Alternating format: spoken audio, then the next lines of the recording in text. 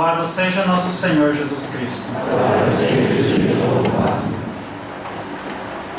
Hoje eu tenho a grande responsabilidade de fazer a homilia para vocês. Estão acostumados com grandes pregadores, personagens ilustres. E hoje estou eu aqui. Peço paciência e aqueles que dormirem, não ronquem. Estamos celebrando o 5º domingo da Quaresma, um momento ou um dia da misericórdia. Como todos vocês sabem, a liturgia da Quaresma é uma liturgia de conversão, mas também de liberação do pecado, liberação da escravidão, em busca da terra prometida, da vida de graça, do céu. E na liturgia dominical da Quaresma, é isso que vemos na primeira leitura. Quase toda ela é tirada do Deuteronômio, agora nessas últimas semanas do profeta Isaías, onde que narra a liberação do Egito em busca da terra prometida. E a segunda leitura nas cartas de São Paulo, a aplicação moral dessa leitura, dessa vivência na nossa vida concreta, seguida também do Evangelho. E hoje nós vemos essa passagem da mulher adulta. E podemos dizer que essa é uma aplicação, um exemplo concreto de uma parábola de Cristo do domingo passado. Vocês domingo passado vão lembrar que foi a parábola do filho pródigo. E essa é uma aplicação concreta, porque estamos falando da mulher pecadora, o filho mais novo que saiu de casa. Estamos falando do filho mais velho que não aceita o perdão e quer justiça, os fariseus e doutores da lei. E estamos falando de um pai das misericórdias que sai ao encontro para ser de juízo entre os dois, que é Cristo nosso Senhor. Então essa é uma aplicação concreta dessa misericórdia. E agora estamos de uma maneira concreta vivendo isso, acompanhados também pelo ano da misericórdia que o Papa Francisco nos convidou a viver, que iniciou no dia 8 de dezembro. Então, um momento especial para viver essa misericórdia. E a liturgia de hoje nos dá algumas dicas de como viver melhor essa misericórdia. A misericórdia de Deus nos convida não a recordar o passado simplesmente, que é a primeira leitura, mas passar adiante. Essa misericórdia divina, como fala São Paulo, alcançou-nos e conquistou, lançando-nos para frente, sem olhar para trás, rumo à meta da santidade. E no Evangelho, essa misericórdia divina se encarnou em Cristo, que não absolve dos pecados sem um compromisso.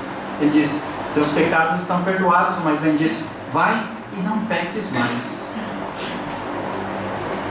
E também a não atirar a pedra da nossa condena a ninguém, pois não somos juízes da nossa vida, da vida dessas pessoas. E vemos esse episódio do Evangelho como a primeira pergunta de Jesus, que eles chegam a apresentar. Essa mulher foi pega em adultério, e Jesus poderia perguntar: onde está o marido?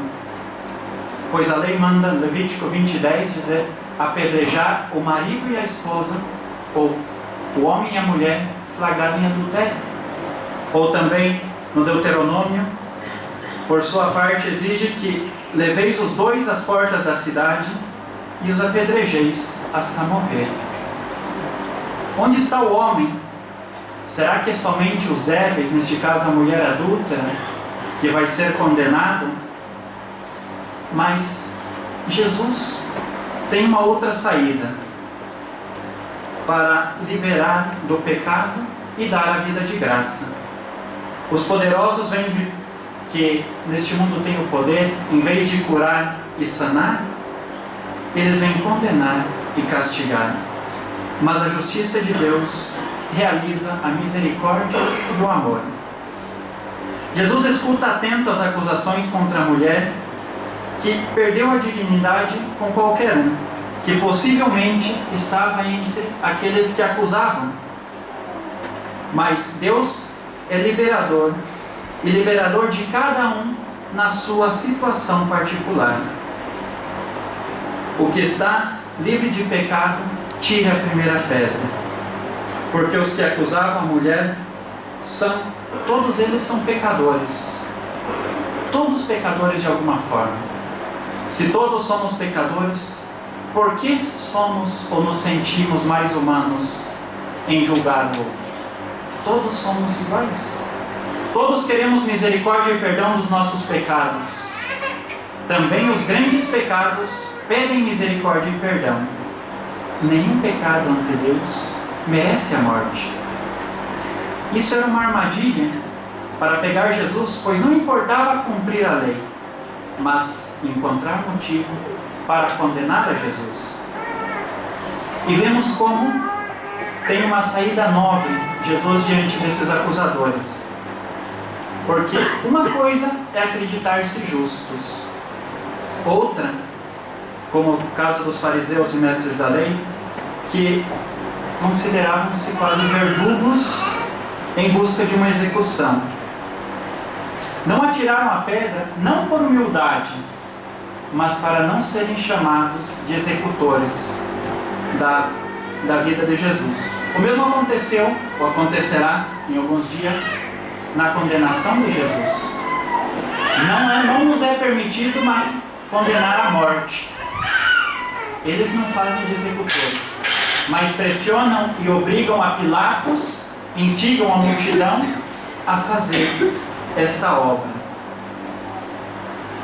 No fundo, a lei não é a questão e a referência última. A perfeição do cristão não se mede pelo cumprimento da lei, mas por atuar e sentir do mesmo modo que Cristo, pois se aflora assim a misericórdia de Deus. Sem a misericórdia não se pode viver um cristão. Não condena, mas quer a conversão. Essa é a misericórdia, esse é o sentimento, esse é o desejo de Cristo. Os novos tempos, o reino de Deus, e vemos o que acontece com os que estavam condenando, se foram, começando pelos mais velhos. E de novo surge a conversão. Novos tempos. Os mais velhos eram os mais considerados. Eram aqueles que se consideravam os mais fiéis à lei. E se eles não tinham nada que responder a Cristo diante do desafio de jogar a primeira pedra, porque não estavam sem o pecado, a atitude de silêncio de ir, os outros que estavam aí, os mais jovens, também não podiam fazer diferente. Esta novidade da conversão, da vida de graça, da misericórdia, é a novidade que exige uma constante conversão de nós, os cristãos, que exige um discernimento. E esse discernimento se consegue através de uma meditação constante e profunda da palavra de Deus. A conversão se realiza na medida em que temos os mesmos sentimentos de Cristo. O novo êxodo na libertação coloca, pelo profeta no Evangelho, uma novidade não vista até agora, de liberar e de salvar. São Paulo, no mistério, na sua carta, nos fala de ter tudo como lixo, com tal de ter a Cristo, de conhecer a Cristo. E esse conhecimento de Cristo que nos fala São Paulo, não é um conhecimento intelectual, mas é um conhecimento de fé. Essa experiência de fé, para experimentar com Cristo o seu sofrimento, a sua morte, para que com Ele possamos também ressuscitar nós mesmos para a vida eterna. E essa história da salvação que nós estamos vivendo e nós estamos meditando, não é simplesmente uma intervenção de Deus, como Cristo fez aqui no Evangelho. Ele reinterpreta, mas ele não atua com um ato isolado. Porque se ele fosse atuar com uma parte isolada, seria uma intervenção extraordinária de Deus na história, onde vem liberar de uma situação concreta. Mas ele reinterpreta dando o pleno sentido da Escritura, para que seja uma história da salvação aplicada na vida de cada um de nós. Por isso a novidade não parte de um zero, onde que começou de agora, mas pegando toda a história da salvação. Não destrui, mas reassume de modo criativo essa história da salvação. E assim podemos falar de história da salvação e não somente de intervenção pontual de Deus. E como não liquida com a lei mosaica, mas Cristo se situa sobre ela, tornando passarela entre o Antigo e o Novo Testamento. E é assim que Cristo se apresenta, como mediador entre Deus e os homens. E essa é a nossa missão, irmãos, de entender essa realidade e aplicar na nossa vida. Não ser juízes, mas experimentar essa misericórdia, aplicar a fé, a nossa fé, essa Escritura na vida, tendo os mesmos sentimentos de Cristo. Fazendo essa experiência da nossa misericórdia, porque Cristo chama, convida a ver que nós todos somos pecadores, mas depende de como nós vemos essa realidade. Todos vocês conhecem a história do pacto e a misericórdia de Deus, imagina. Que uma certa família tinha 2 filhos, José, que tinha em torno de 9 e 10 anos, e Beatriz, 12 anos. Eles foram visitar seus avós no campo. Era um pessoal do campo, do interior, e foram na chácara do seu avô. E estavam lá passeando. José gostava de caçar com estilingue, vocês conhecem. E foram lá passear e ele levou. Só que José era muito ruim na pontaria. Ele jogava a pedra para lá e a saía do outro lado. Não acertava uma.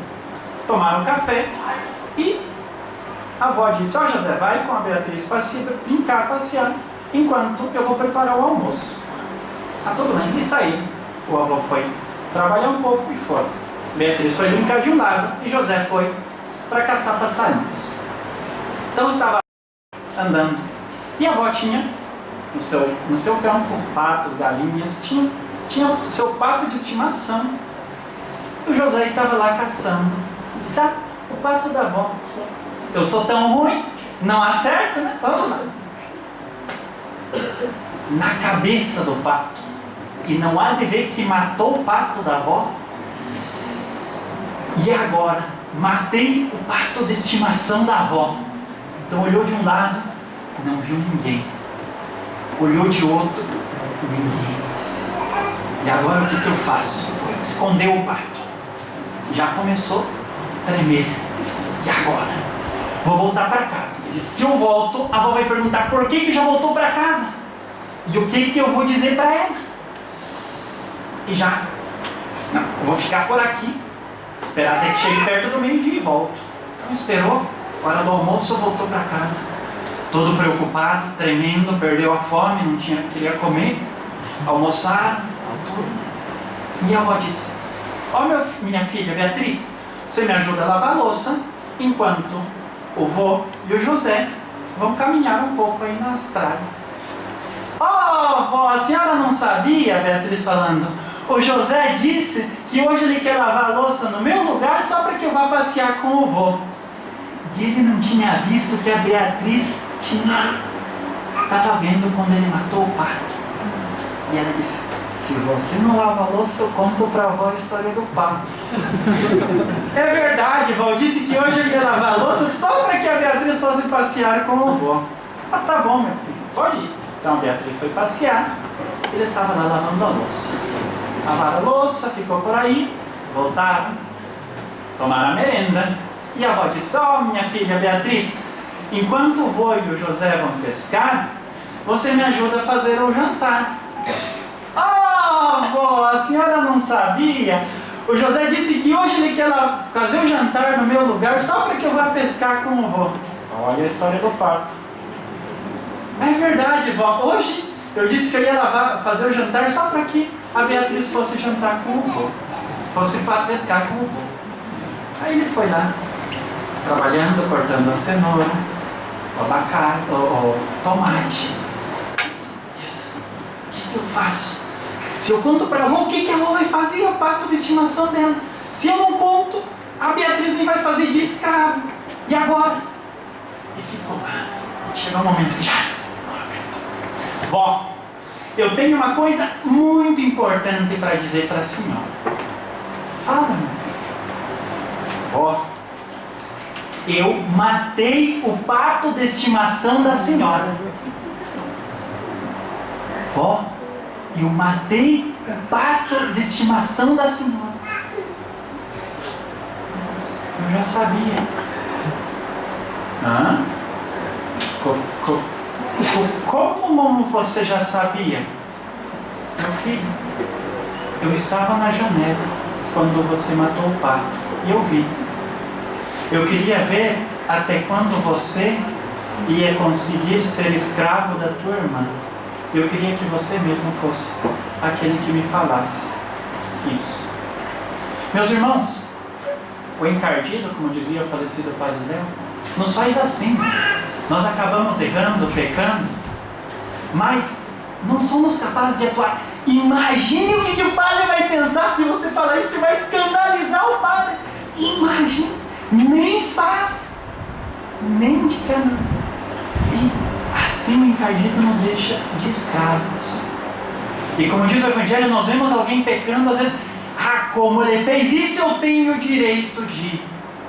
Como esse daqui errou, então, por que eu não vou? Olha, ele que parece mais certinho, por que eu não vou errar? Por que eu não posso pecar? Por que eu não? Esquecemos de ir lá. Ele pecou? Vamos condená-lo. Mas esquecemos que nós somos os primeiros necessitados da misericórdia de Deus. Nós queremos, eu preciso de misericórdia e perdão, porque sabe quem eu sou? Mas o outro não, aquele lá não tem pecador, meus irmãos. Usemos de misericórdia, aprendamos essa misericórdia, aprendamos o que Cristo disse. Eu quero misericórdia e não a morte do pecador. E por isso, irmãos, apliquemos na nossa vida essa palavra.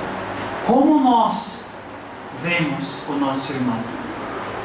Com os olhos de Cristo, com os sentimentos de Cristo para buscar a conversão, rezando por aqueles que pecam ou julgando na nossa própria vida?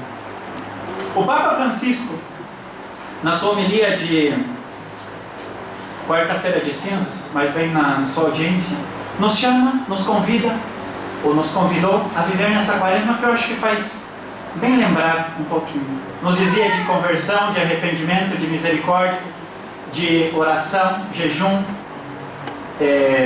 esmola, rezar o terço, humildade. Eu aqui comento 3 coisas dessas que eu acho que podemos aplicar para que através disso nós possamos vencer o nosso próprio egoísmo e através disso deixar que Cristo viva em nós. Esmola, oração e jejum. A esmola. Padre, eu sou pobre, como eu posso dar esmola? Eu tenho um cara lá do semáforo que ele está pedindo dinheiro, como eu posso? Eu não tenho dinheiro para dar. O que é esmola? Traduzimos com caridade, solidariedade, assistência social, voluntariado, ou seja, todas as formas de ajuda àqueles que precisam. A esmola não é somente ou unicamente aquilo, dar dinheiro àquele que necessita. É dar um bom dia, é dizer como está você, é não deixar que o sentimento do dia a dia interfira na tua relação com o próximo e levar um mau humor para que aqueles que estão ao seu lado sofram com a tua própria vida.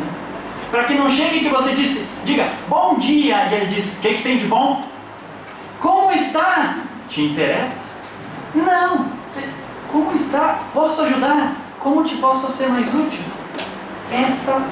Esse desejo de estar disponível para ajudar o próximo. Oração. O conjunto de atividades espirituais que ligam o homem a Deus. Da missa à oração privada. Da meditação à oração litúrgica. Da penitência as diversas formas de religiosidade popular. O importante, meus irmãos e minhas irmãs, é fazer um verdadeiro encontro com Deus na intimidade do meu coração. Se eu consigo isso, consegui o objetivo que Deus me pede no meu coração. E o jejum? Tudo que implique separação e renúncia de si mesmo para estar disponível ao próximo e a Deus. Podem ser sacrifícios voluntários ou aqueles aborrecimentos do dia a dia vividos com consciência e com o desejo de agradar a Cristo. Ou seja, assumindo com decisão as provas da luta, de uma luta constante e corajosa contra as tentações surgidas no dia a dia. Mas o importante, meus irmãos e minhas irmãs, é que esse jejum possa trazer o fruto de estar disponível a Deus e ao próximo. Não adianta eu fazer jejum, dar esmola e fazer a oração se eu saio da capela da oração atropelando, falando tudo que sai pela boca e faltando com a caridade. Se o fruto é real, ele vai fazer isso, estar disponível ao Deus e ao próximo. Por isso, meus irmãos e minhas irmãs, deixo aqui essa sugestão. Cada um de vocês pode escutar o que Deus vai falar no seu coração. A cada um ele fala de modo particular, de modo pessoal, de acordo com o que cada um de nós necessita ouvir. Por isso, abra os ouvidos do seu coração e deixe um pouquinho desse silêncio para que possa ajudar você a escutar essa mensagem que Deus traz para você neste 5º domingo de Quaresma. Louvado seja nosso Senhor Jesus Cristo.